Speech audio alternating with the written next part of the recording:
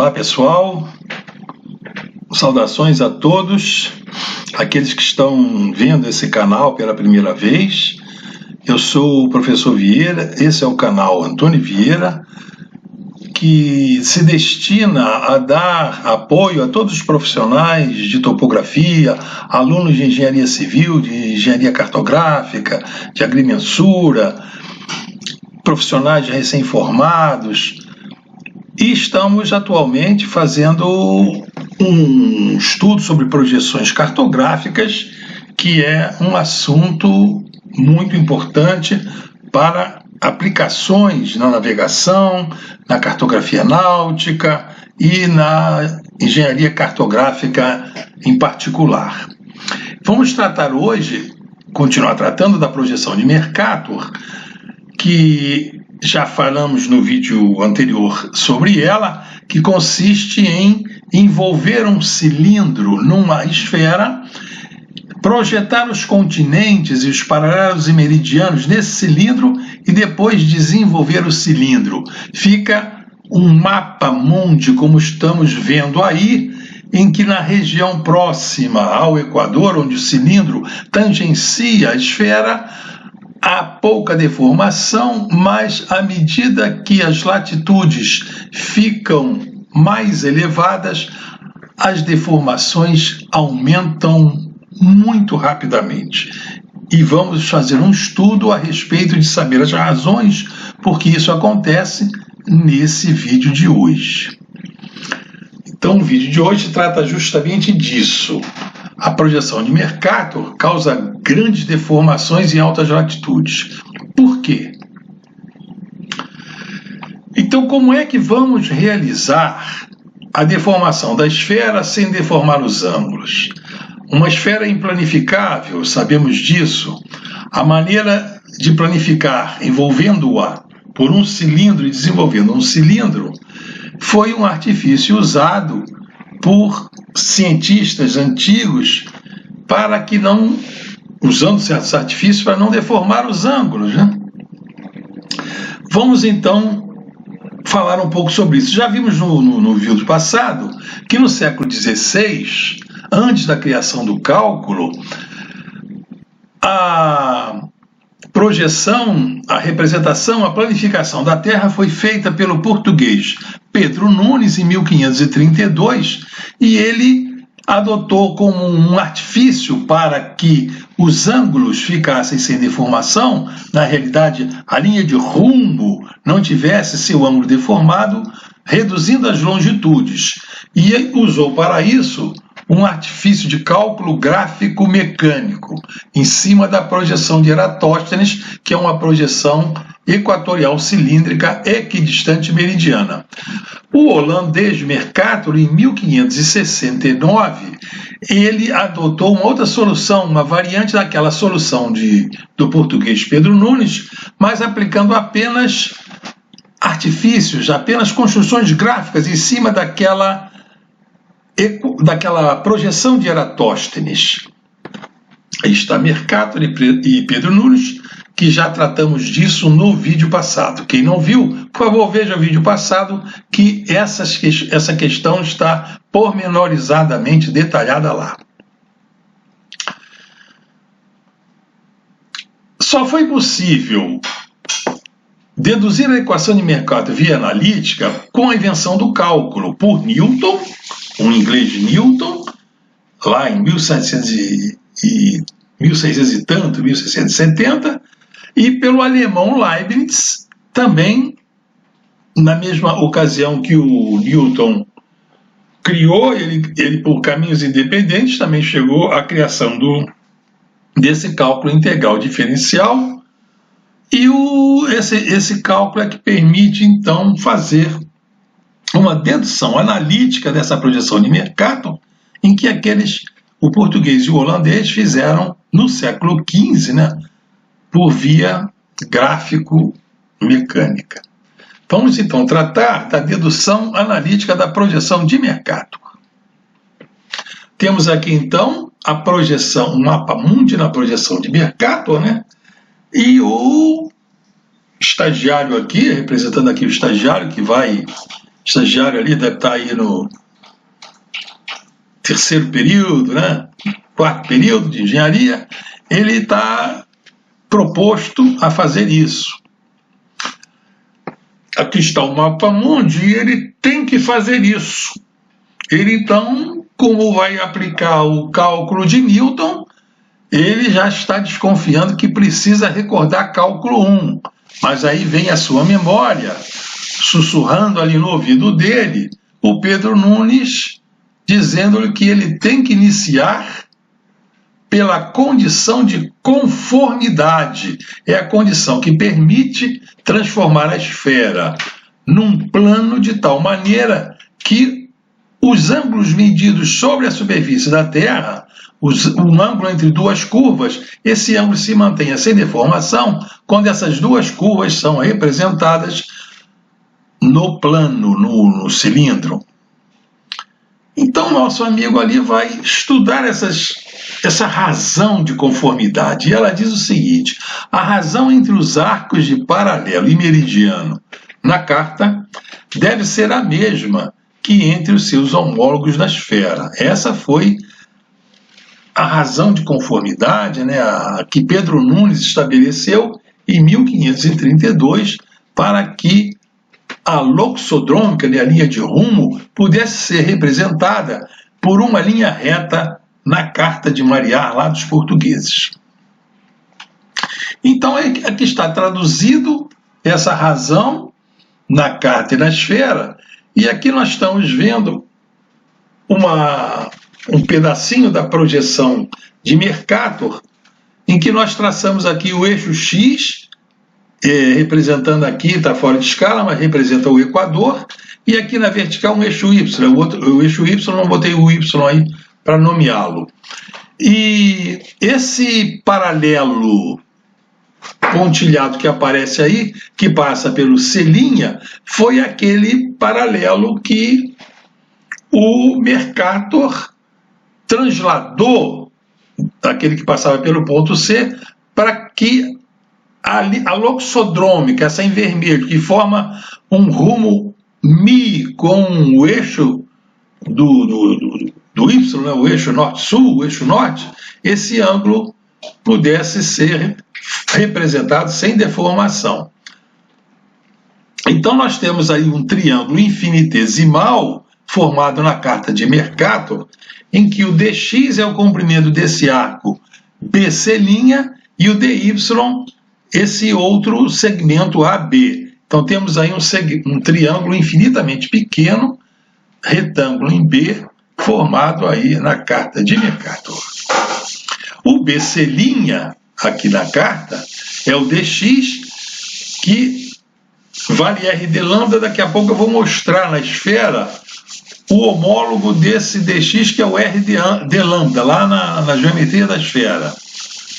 E o AB é o dy, como já falei a vocês. Na esfera, nós temos aqui, então, um trecho, né, um segmento aqui, um trecho da esfera, em que temos esses dois meridianos correspondentes aqui na carta de Mercator aos meridianos que passam pelo ponto C' e pelo ponto B. Na esfera, esses dois meridianos são linhas curvas que concorrem, que convergem no polo da Terra. A loxodrômica na esfera, essa reta que está representada aqui em vermelho, e o ângulo Mi, que é o rumo da loxodrômica, está formado aqui pelo meridiano, está ele aqui ligando, marcando a trajetória, a rota de uma embarcação, indo de A até C. Para representar essa esfera numa superfície cilíndrica, esse meridiano, então, ele é transformado numa linha reta na superfície cilíndrica, né? Aquele meridiano que passa por C, também no cilindro, ele fica sendo uma linha reta, geratriz de cilindro. Aqui são as projeções daqueles B e C, respectivamente, no Equador. E o ponto, o arco, esse arco aqui da esfera BC maiúsculo, ele é projetado aqui na superfície cilíndrica como esse arco B minúsculo C'. Ele está aqui representado. Na superfície cilíndrica, esse arco BC, ele tem um raio, o raio dessa circunferência, desse arco de circunferência, tem o mesmo valor que o raio da Terra, porque o cilindro é tangente à Terra no Equador. Então esse é o raio, é a distância do centro da Terra até a superfície do cilindro, que é igual ao raio da esfera. E esses dois planos dos meridianos, que aqui na superfície cilíndrica também estão infinitamente próximos, né? Porque esses dois planos, cada plano formado por uma reta aqui do cilindro, essa reta que passa por B e essa reta pontilhada, e o outro plano que passa pela outra geratriz do cilindro e a reta pontilhada, esses dois planos formam um ângulo aqui, que esse é o mesmo ângulo formado lá no Equador entre os meridianos terrestres. Então, na esfera, esse arco BC da esfera é um arco de paralelo. Essa linha roxinha aqui é o raio desse arco de paralelo. E esse raio Rzinho pequeno é a projeção do R maiúsculo da Terra no plano aqui do paralelo. A projeção é pelo cosseno. Aqui entre o Equador e o raio aqui, OB, seria a latitude. Esse ângulo aqui seria alterno interno, seria a latitude. Então R cosseno de φ dá esse R minúsculo, que é o raio desse círculo aqui, paralelo. E o comprimento de um arco de círculo é o produto do raio do círculo que subentende, né, esse arco, vezes o ângulo subentendido em radianos. Esse ângulo subentendido é o d-lambda, está ele aqui. E o AB, esse arco AB aqui, ele é um arco infinitamente pequeno de meridiano, está ele aqui, infinitamente pequeno, então ele subentende um ângulo também, um elemento de latitude infinitamente pequena, e esse então é o raio, esse R maiúsculo é o raio que subentende esse arco AB de meridiano. Então o comprimento do arco AB maiúsculo é o produto do raio vezes o ângulo central em radianos. E esse dx aqui, que é igual ao B'C, é igual a R de lambda. Ó. Esse B'C' que está aqui é o produto do raio do cilindro vezes esse ângulo aqui de lambda, que eu representei aqui. E quando esse B'C é retificado aqui na carta de Mercator, esse B'C então é o dx, que tem para comprimento o produto do raio da esfera vezes o d-lambda, R vezes d-lambda. Então estão aí os elementos todos geométricos para serem substituídos nessa propriedade de Pedro Nunes para que não haja deformação nos ângulos. Então, no lugar de BC', colocamos R de lambda. No lugar de AB, colocamos DY. No lugar de BC, colocamos R cosseno φ de lambda. E no lugar de AB, colocamos R de lambda. Então, estão aqui todos os segmentos traduzidos por seus elementos esféricos. Nós estamos vendo que temos fatores comuns em ambos os lados dessas duas razões, né? E podem ser cancelados. Então, esse R pode ser cancelado com outro R do outro lado, e o d-lambda que está em um lado pode ser cancelado com o d-lambda que está do outro lado. Então, nós podemos, então, agora, invertendo essa fração, tá? 1 sobre d-lambda igual a cosseno φ sobre R de φ, vamos invertê-la e ficamos, então, com dy igual a R dφ, né, é R dφ sobre cosseno φ. E o dx que está aqui, o dx é o R de lambda. Então nós temos então aqui as equações diferenciais da projeção de Mercator. Nosso mestre aqui está dizendo que são essas as equações diferenciais da projeção de Mercator, né? E ali o estagiário, sexto período, sétimo período, está ali matutando.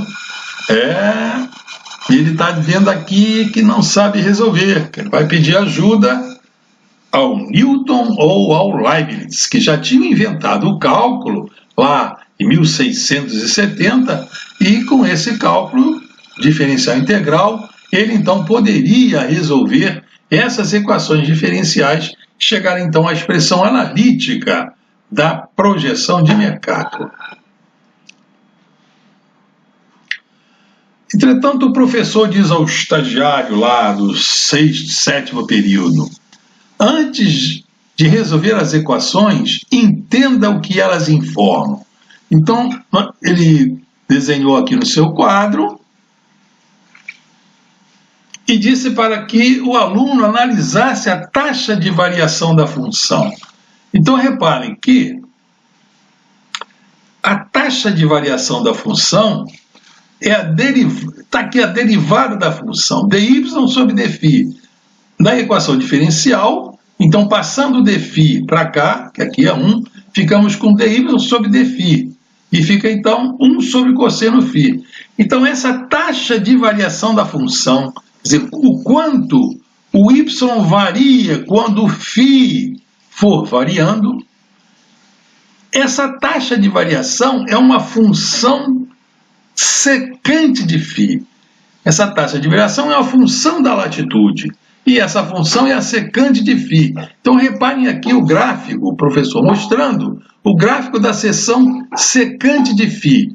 O φ, a latitude, à medida que ela vai crescendo aqui no eixo, ela vai crescendo, a tangente tirada à curva em cada ponto de latitude conhecida, essa tangente vai ficando com a inclinação, com a sua inclinação cada vez maior.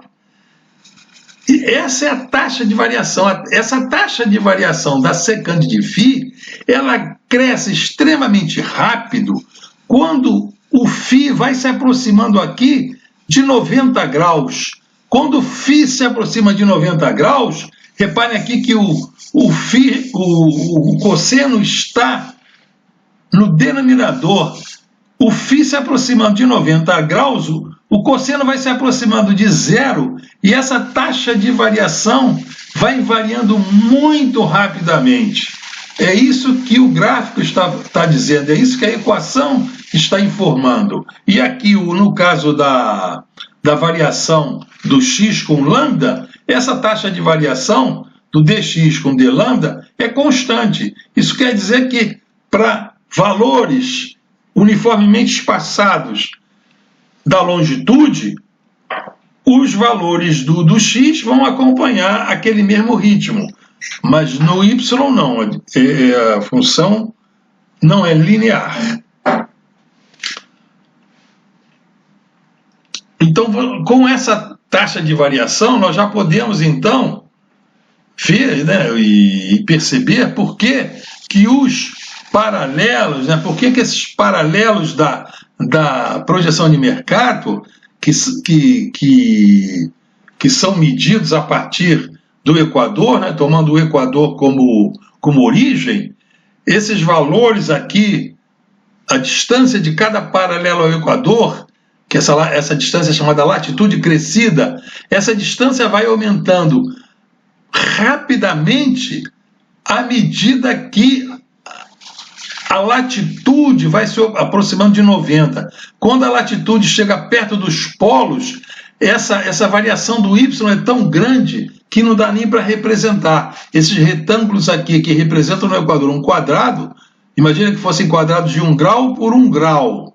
1 grau por 1 grau, 110 km por 110 km. Então, aqui na carta de Mercator, esses 110 km na Terra, que seria o valor desse grau aqui, eles vão ficando cada vez mais esticados. É por isso que que a Groenlândia fica daquele tamanho do continente africano, porque ela deforma, por causa da taxa de variação de y com a latitude. Então a taxa de variação é que dá essa explicação.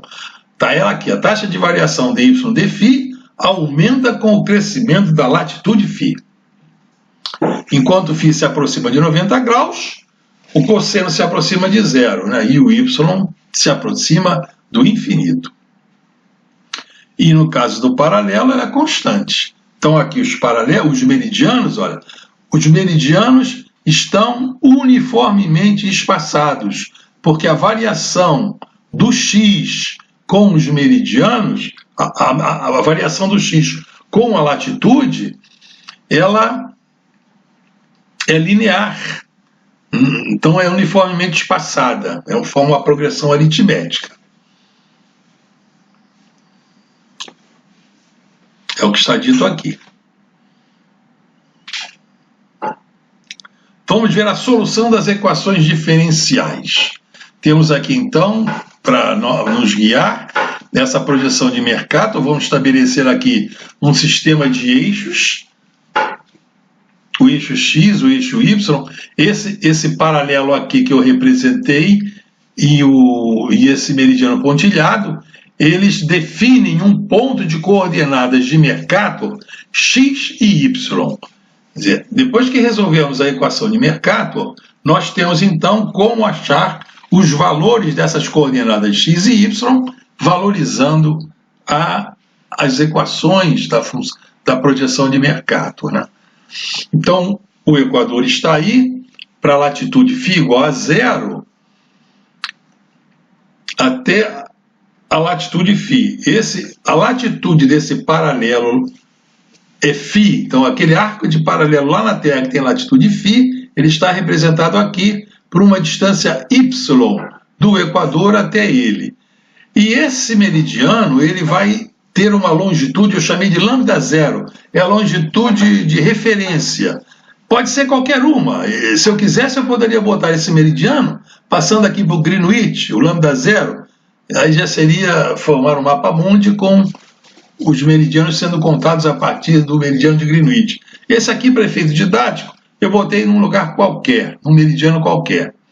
E nesse meridiano aqui, então, que passa pelo ponto de coordenadas x, y, esse meridiano aqui tem um valor de longitude lambda.